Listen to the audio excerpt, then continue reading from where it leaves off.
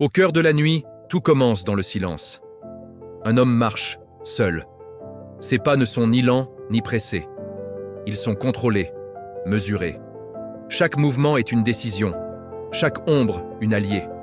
Dans ce monde endormi, il n'est pas un simple passant. Il est une quête en mouvement. Son nom est Al-Amin, l'aspirant.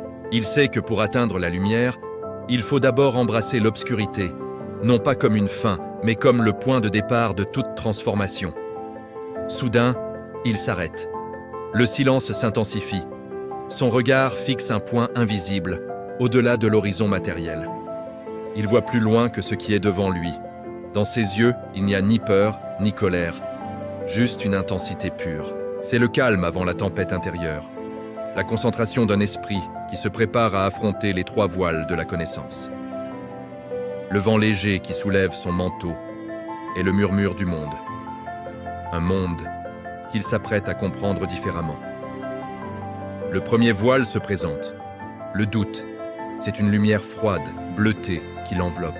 Une silhouette immobile face à l'immensité de ses propres questions. Le doute n'est pas une faiblesse. C'est la première porte que tout homme doit traverser pour grandir. Il ne cherche pas à le fuir, mais à le comprendre. Il respire lentement, profondément.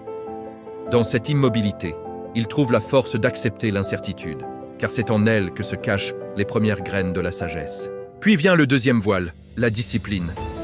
Il avance désormais dans un couloir sombre, sans hésitation. Chaque pas est régulier, rythmé, un écho de sa propre volonté.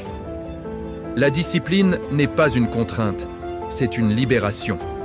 C'est la fondation de la maîtrise. Elle transforme le chaos intérieur en une force ordonnée. C'est l'art de répéter, encore et encore, non pas par habitude, mais par conviction. Chaque foulée le rapproche de son but.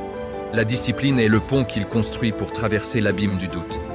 Enfin, le troisième voile se lève, révélant une lumière éclatante, dorée. La révélation. Il se tient là, immobile, mais puissant. La vérité ne se donne pas, elle se mérite. Elle s'ouvre à ceux qui persévèrent, à ceux qui ont traversé le doute avec courage et la discipline avec constance. Il ne bouge plus.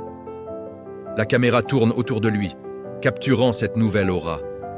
Ce n'est plus l'homme qui marchait dans la nuit, mais un être qui a trouvé sa propre lumière intérieure. Un dernier regard, son visage à nouveau dans la pénombre, mais cette fois, un léger sourire se dessine. C'est la sérénité de celui qui sait.